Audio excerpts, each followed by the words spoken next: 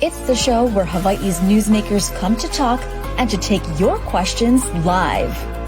From the nation's capital to Honolulu Hale, from the state legislature to the fifth floor. We bring the experts to you and ask them what you want to know. Spotlight Hawaii with Yanji Denise and Ryan Pillay-Suji on the digital platforms of the Honolulu Star-Advertiser.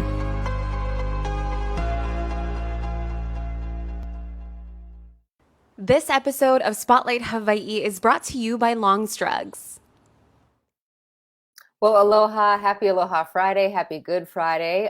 Thank you all for being here this morning. I'm Yanji Denise. Ryan Pillay-Suji has the morning off, but we soldier on.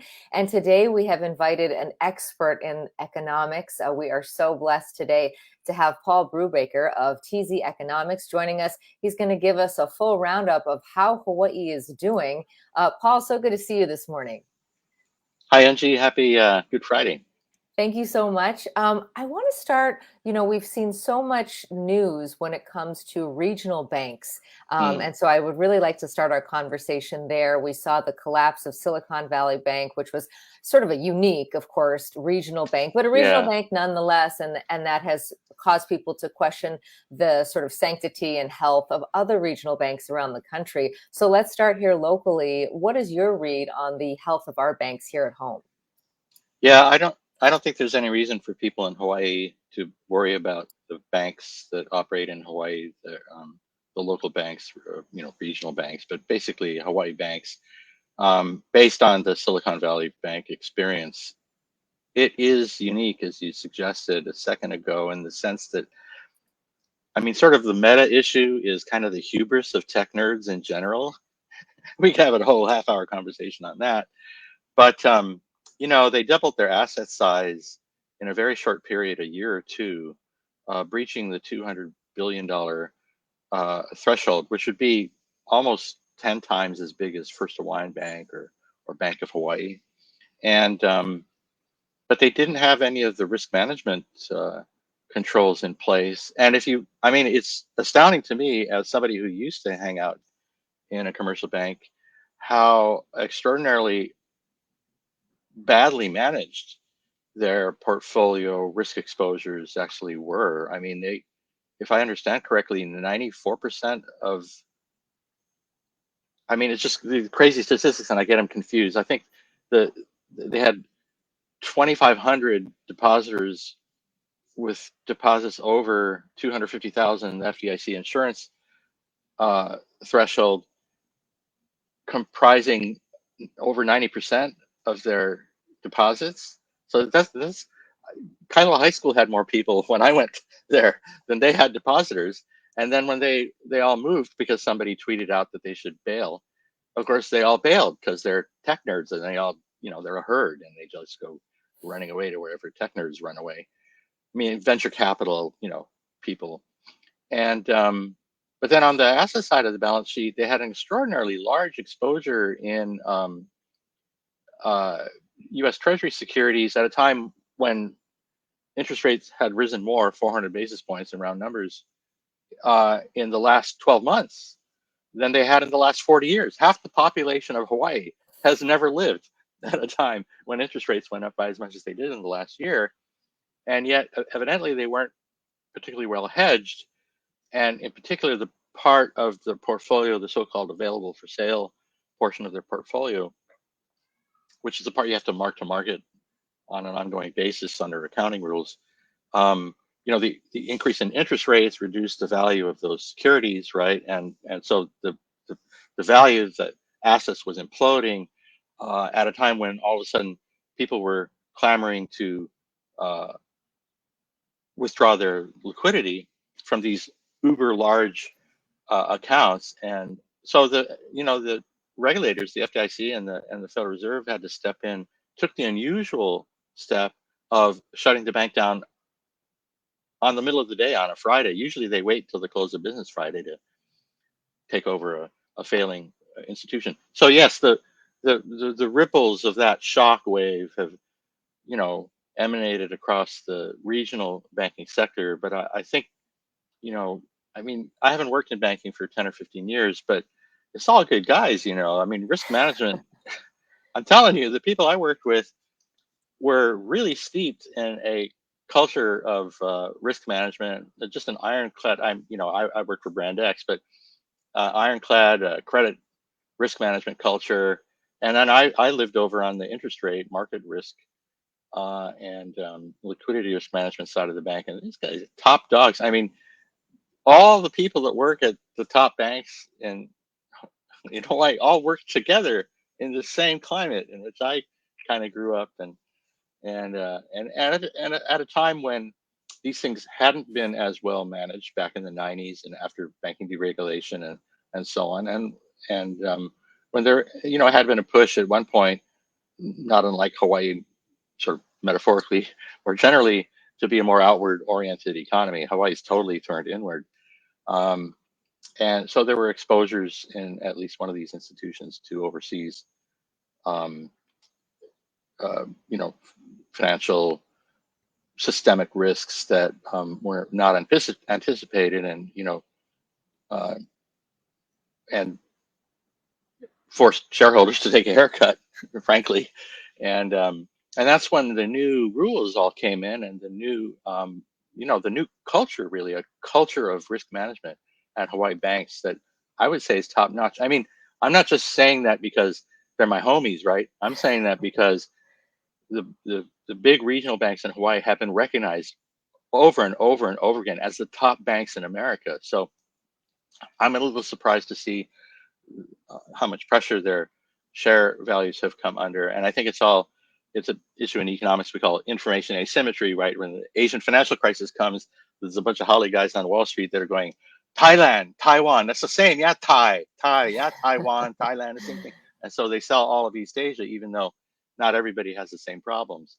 And that's very often how financial crises generally and banking crises specifically occurs, because it's not, the information you gain from like doing your homework and doing your research on how safe or unsafe an institution may or may not be is more costly and less beneficial than just doing what the other guy's doing. Everybody saw the same tweet, so they all go running out the door. It's called a bank run. It's Well, literally no, called a bank run. I mean, that's very good to hear. Obviously, Yeah, we're we've good seen in a lot of Hawaii. pressure on and I've heard anecdotally about bankers actually making calls to folks to say, we are in good shape. Don't worry, your money is safe, for some of the larger account holders. So I know that there is some concern in the community, especially when that news first broke.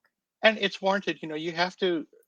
It's right. Confidence is liquidity. You have to trust the institutions with which you're engaged and who provide financial services to you.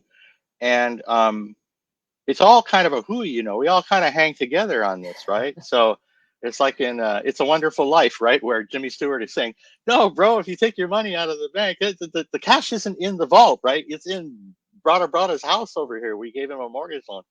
So, I mean, that is the way the banking system works. But as I say, you manage the risks exposures, like the risk that interest rates are going to go up 4 percentage points in a 12-month period. And dude, you'd have to be living in a cave not to know that the Federal Reserve was going to raise interest rates. Not only do they tell you they're going to do what they're going to do, they tell you by how much. You can just go look up their forecast, So, well, let's talk a little bit about broader inflation and what we're seeing. I know that there had been a lot of talk, and there continues to be, about whether or not the U.S. is heading into a recession, and whether or not Hawaii would follow the same path or be somewhat of an outlier when it comes to that. What are you predicting for us in the months to come? Dude, Hawaii is a recession. Are you serious? Like GDP has been falling in Hawaii for 5 years. GDP in Hawaii was falling before the pandemic, and after the pandemic, it's still falling. I mean, look at all this crazy stuff going around. Oh yeah, you can build a renewable energy plant, you just can't operate it. Oop, my camera just went out. Did it? No, I see you just fine. You can still see me. Yeah. I mean, it's just one thing. It's not, brother. You cannot build telescope next to telescope. I'm like, what? So that's how Hawaii rolls now, and so Hawaii has some really, really deep issues, that are completely independent of the U.S. business cycle. The Hawaii and the U.S. marched hand in hand through the longest expansion in history of, during the 20 teens, 10 or 11 years of steady economic growth, until the East Rift eruption of Kilauea in the in 2019, and then Hawaii just took a right turn, got off the freeway. The U.S. went through the pandemic, baboosh, got knocked down, came all the way back. It was right back on the same trend it was pre-pandemic.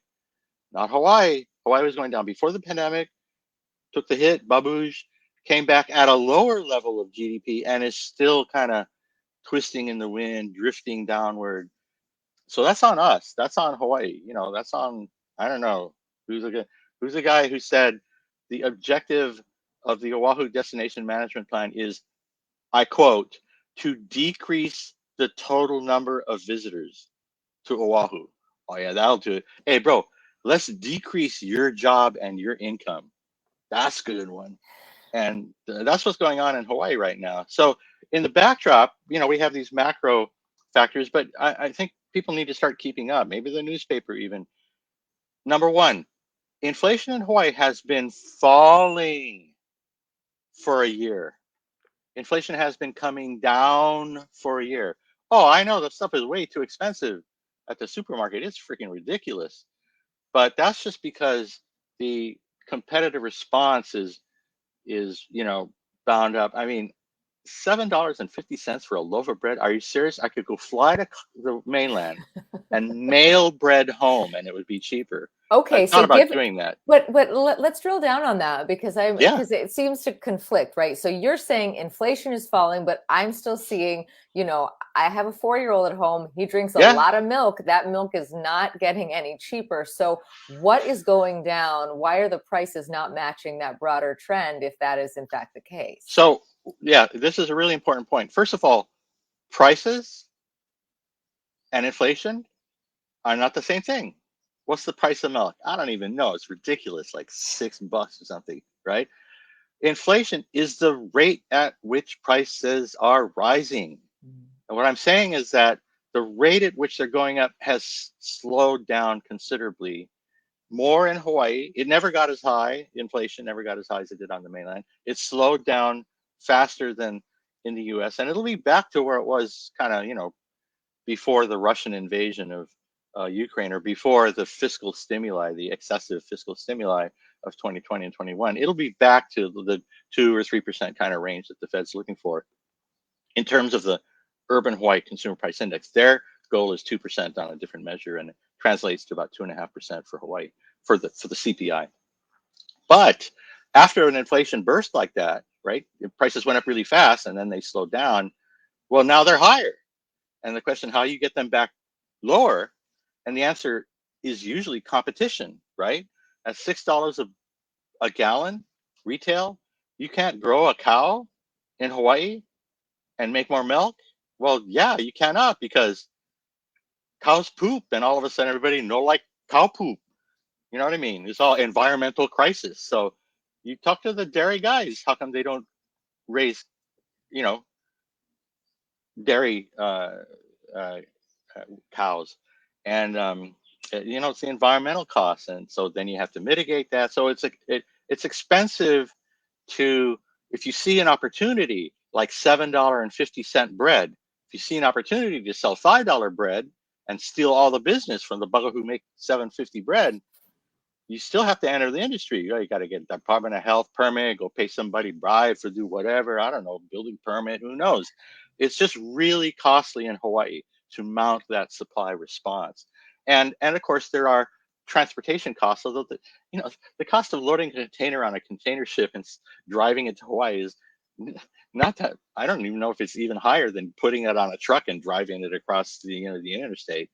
So it's not, it's not the Jones Act. I mean, just go look at Amazon.com, right? The prices are the same wherever you are. So that, tell me, don't talk to the hand about the Jones Act.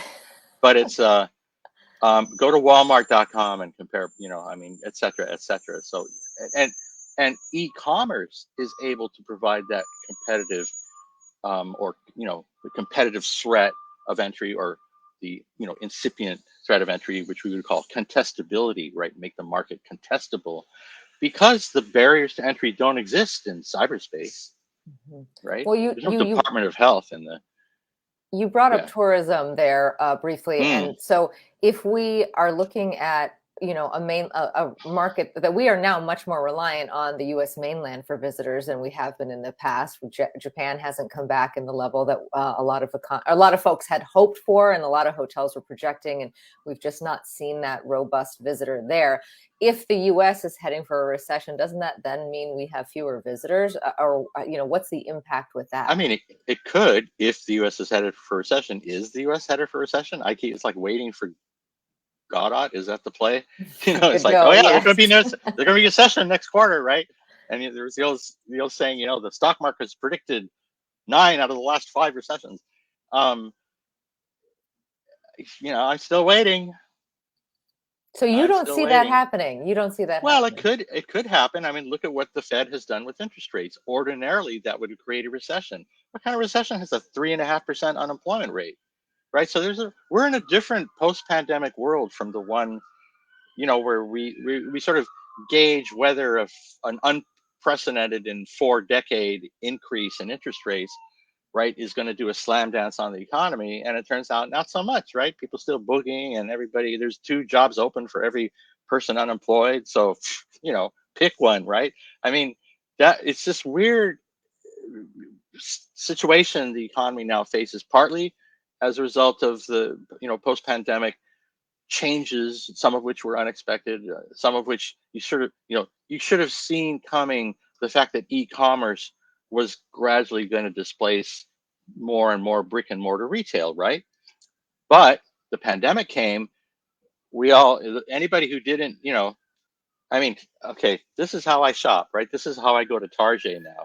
I go on my phone, and then if they don't deliver it, which they will, by the way, for a small fee, you just drive by the store and they throw the stuff in your car. I don't walk through Target anymore. Sorry, Lowe's. Who goes into a Lowe's, right? So I'm just saying those kinds of changes were already happening pre-pandemic, and the pandemic accelerate remote work, right? If you're not commuting to work every day, you're not stopping at the gym on the way home from work. So all these behavioral shifts, some of which were pre-COVID, some of which were accelerated by COVID, some of which are now being revealed, right? The algorithms, whatever, are changing the structure of the economy. And then long-term trends like aging, lower fertility means fewer babies, means more old people relative to young people. So the composition of the workforce and the population has changed. And a lot of the guys, right, the old buggers who left the workforce because they're afraid of getting sick from going to work. You know what I mean? Because they're in the vulnerable age cohort, right? They're old buggers. So why would they go to work and sit in their little cubicle with the half wall so that their neighbor can spew germs from their kids' daycare while they're sitting at work? Those are the people who stepped away and said, or people in food service, people in in lodging and accommodation, which brings us back to the tourism point you raised. Look, you got to be careful about this. The reason the Japanese haven't come back to Hawaii is because America is the killing fields of COVID among the advanced countries, right? America is where you go to die of COVID on the international scale. And Japanese culture, Japanese people are too smart for that. They wear masks. They wore masks before COVID. You know what I mean? So I'm just saying that was a big reason why they didn't want to come back. And then now they have the opportunity to come back. And at $130, 130 yen per dollar, why would you fly from Japan to Honolulu, right? We should be going to Japan on vacation at 130 yen per dollar. So that's how that works. And it won't always stay. I mean, it's 140 yen per dollar last fall. That's like, you have to go back to the 1980s to see an exchange rate like that. So the dollar has been relatively strong. And the so-called reopening that people were waiting for has been crushed by the legacy of COVID. Like, I see the newspaper the other day, above the fold, right? Front page, 22 people killed in traffic accidents. Hey, bro, 70 people died of COVID this year to date. Nobody's writing about that on the front page above the fold. So, but, an international traveler coming from a place that has a really, really low, much more effective mitigation of the incidence and mortality associated with the SARS-CoV-2, virus and its variants and subvariants. it's it's hard to imagine why somebody would come from an environment like that to a place like, now Hawaii is the best state in the country. Don't get me wrong. Probably because we get more Japanese people than, no, I'm just kidding. But there's something about that, right? Culturally, we in Hawaii are more like Asia, and we're maybe, more socially cohesive, right? We care about each other more than, say, people that don't mask in certain political environments on the mainland. I'm just saying that's an actual thing. I mean, you can look that up. That's an actual thing, that politics mattered in terms of COVID mortality. So that's one problem. But the other problem is that you have to think about it for a second. The lodging inventory in Hawaii hasn't changed in 30, 35 years. I mean, except for like 3 vacation rentals or something. But right, all of the net change in the visitor plant in the last 30 years came from undocumented vacation rentals seeking a pathway to citizenship, and now we're crushing those. And so the actual number of hotel rooms and other lodging units has actually shrunk. So we're going to hit a point. You think about how much occupancy can you get in a good year? What, 85%? And you've got 70,000 rooms. Do the math. You're not going to get more than 10, 11 million people coming in a good year. And when all the hollybuggers from the mainland coming here, the room full, right? The hotels are full last summer. So there wouldn't have Right. been room for East Asians or Europeans or people from down under anyway, because Hawaii was kind of as far as Americans were willing to go. Maybe Mexico. Now they're going to Europe. But I'm just saying, in the what was called the revenge travel wave or whatever, the sort of the first wave of I'm free, I'm liberated, I'm going to go fly to Hawaii. That travel wave last year, which by the way was punctuated by Delta, by Omicron, by BA.4, by BA.5, and even by XBB. And I can show you the data, even though, the tourism authority doesn't want to talk about it. But, each one of those was kind of like a mini 9/11 event, over and over and over every 6 months. You get tourism recovery, then the thing gets pounded back, and you get and the thing gets pounded back, and there will be more subvariants and maybe more variants. So we're still in a rough part of the tourism recovery. And as I look at the data, we're sort of very near the capacity constraint that we created by making a de facto cap on lodging units and by making vacation rentals illegal, because prohibition, it always works, right? Look at Pakalolo. And now, as we think about how we grow the economy, when tourism 30 years ago was a third of GDP, and today it's half that, maybe 17% in a good year, maybe 15 or 14% of GDP, in an economy where GDP is 15 percentage points lower than it would have been had it stayed on the path it shared with the US economy all through the 20 teens. That's how far away from our potential Hawaii is right now, trying to mount this recovery and not getting a lot of traction from tourism. But frankly, tourism is kind of firing on all the cylinders it has at the moment. As you say, the East Asian and Japanese visitors in particular haven't returned in large numbers, but the rooms are full of mainland guys anyway, right? So that's been musical rooms for 15, 20 years, right? It's like who's willing to pay more? And people with shorter stay lengths and stronger currencies are willing to pay more than buggers from the mainland. Well, those guys aren't around, and the currencies have moved the other way. So I mean, where tourism is right now actually kind of makes sense in the broader context of the path that we've set out for Hawaii tourism, which is you cannot grow it, right? We could throttle tourism, we throttle astronomy, we throttle renewable energy. Well, you got to have the right renewable energy, right? It has the politically correct renewable energy. You can do biomass.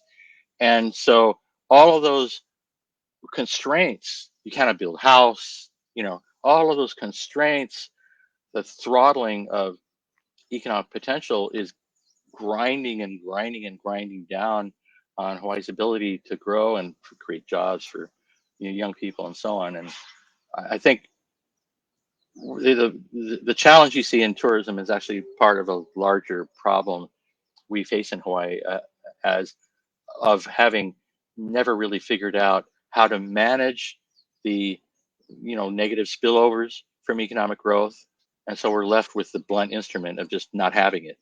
usually want to have growth. I want to. I like this comment here from Champ Taylor saying this guy is slinging facts, and I want to get you to Yeah. sling a fact.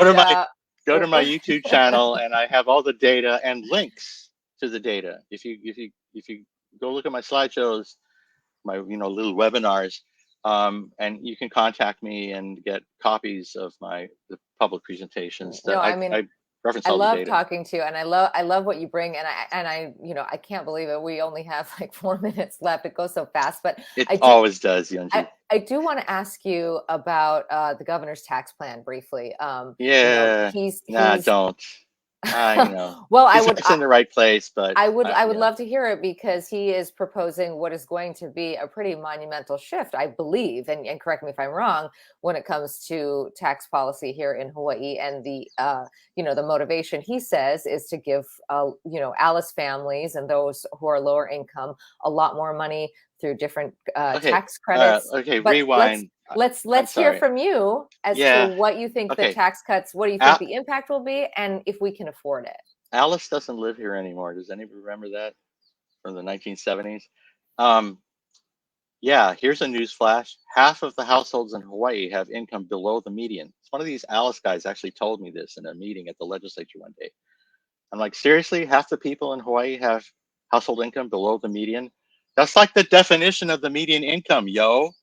So, okay, don't tell me about Alice. There are really good reasons for what the new governor has embraced. My problem, sort of writ large, with the approach that they have proposed, well, it's kind of piecemeal, and that's sort of a problem. But it doesn't seem like, first of all, we have a balanced budget requirement in this state. I'm not a big fan. I teach undergraduates that it's maybe not the best idea, but the Constitution is the Constitution. So you can't propose a tax cut without telling, us where the funding is coming from. And these clowns, bro, they think they have a surplus. That's because they didn't spend the pandemic relief money that they got from the federal government. So now look how much extra money we have. Yeah, you're supposed to spend it like 2 years ago. Bucks for low. And then, did I tell you about the economy? It hasn't been growing in Hawaii.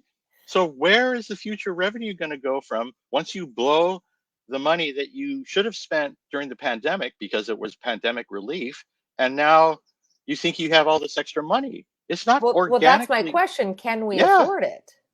Not if the economy doesn't start growing at at least return to the growth rate it had in the last decade, which was 2% per annum. I'm not talking about heroic growth rates. We can't even make 2% growth now in Hawaii. But that's the deeper problem is we do need to deal with poverty and the problems of affordability and all, the price of bread at $7.50, which, by the way, is to sell a loaf of bread for $5. So, hey, go make some bread and sell them for $5. But so the part of the problem is allowing economic activity that could occur that makes things, that can scale up production and make it more inexpensively or more competitively, at least, right? How about $6 instead of $7.50? How about $7 instead of $7.50? You see what I mean? Just competition. But in the case of the tax package, this is something for, go look at what the Tax Review Commission has said about these things every 5 years for the last 40 years. Build on the things we know will work. And there are good aspects of what the governor has embraced. So, for example, the earned income tax credit not only ought to be, we should just like match the federal one, but we should index some of these things. So because of inflation and because incomes go up, the earned income tax credit ought to go up. But then you have to commit to how much that's going to cost over time. But this other stuff like the food tax credit, I mean, food is a necessity? What, your bebedies aren't a necessity? I'm sorry, what are we talking about here? And I'm just saying that it doesn't seem to me from a tax economic, tax policy sense, if you look at the economics of taxation and you think about a coherent policy, a realignment of the tax structure that's more favorable to say lower income households. And I would, you got to go to the root. What's the root? Absence of the skills that allow individuals to be more productive and therefore have higher incomes. Where does that start? Early childhood cognitive and non-cognitive development. It starts at the foundation. You see what I mean? And then you build skills beget skills. And so as I say, there are elements that are intriguing and attractive and maybe worth passing on their own. But as a whole, I just have a concern, not just the fiscal balance concern, but it's concern about coherence.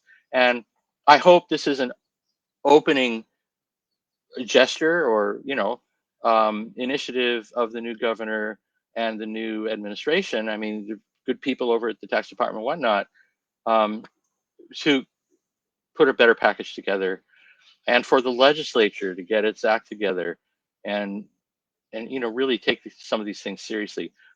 But I just sense kind of, you brought up Alice, so there's this whole sort of crowd of good deed doer nonprofit advocates and are well-meaning and have lots of good ideas individually, but taken collectively, I don't see, again, the fiscal coherence and the sort of the you got to fund it. Well, yeah, And the best way to fund it is with economic growth. And so we are out of time, but just to wrap up, if you could give us a final thought, bottom line, is Hawaii's economy in a good place? Not so much. And we all got to get back to work and work harder. I mean, everybody's working, right? We face a real problem with labor supply constraints. It's being made worse because people are bailing, right? They're voting with their feet. They're like, I'm out of here. So these are deep structural challenges. And my concern is that if Hawaii can't figure out to find a way forward in terms of growing parts of the economy that will make a material contribution, and I'm sorry, it's not taro and it's probably not for profit aquaculture. You see what I mean? Something really material. The challenges will continue to confront us and vex us. Okay. I always love to have Paul Brewbaker on. He is, as Champ said, slinging facts here this morning, and we appreciate it. Where can folks find your YouTube channel? Because I think that you always have so much to offer. Just Google Paul Brewbaker, brew like you brew coffee or beer, Paul Brewbaker Hawaii or Paul Brewbaker Economy or something like that. Okay. Well, Thank you for being here this morning. I'm out there. We'll check in with you again, perhaps after the legislative session has ended. Let's do to see what was done and whether it was good or not. I think a foundation for moving forward is being established at the ledge right now, and we should keep working on that. Okay, mahalo for being here. Have a great weekend. Thanks, Genji. And thank all of you for being here on this Good Friday. We appreciate your time. It is always great to hear from Paul. He has so much knowledge, and you can ask him really about any sector of the economy, and he has something to offer. We started at the top talking about the health of our regional banks, looking at the collapse of Silicon Valley Bank and the concern about regional banks across the country. He's really saying that the folks here in Hawaii are very responsible when it comes to managing risk. And so he doesn't see those same concerns, and really highlighting just what a unique situation Silicon Valley Bank was in. But that said, of course, there have been some concerns about the healthiness of all banks across the country, well, particularly the regional ones. And so that's why we asked that question. And then we talked, broader terms about inflation, the health of the economy, and where things are headed, particularly when it comes to the governor's new move to try to lower some taxes for lower income folks and also really boost up some tax credits. So always great to hear from Paul, and we will check in with him again after the legislative session.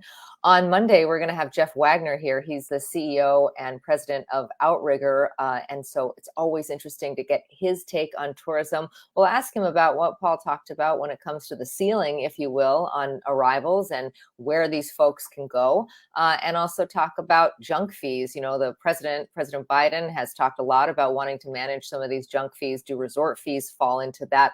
What's his take on that? And also talking about the green fee, seeing that march through the legislature right now. What impact will that have on Hawaii tourism? We're going to ask all of that to Jeff Wagner. We hope to see you right back here at 10:30 on Monday. Until then, happy Easter. We'll see you then. Aloha. This episode of Spotlight Hawaii is brought to you by Long's Drugs.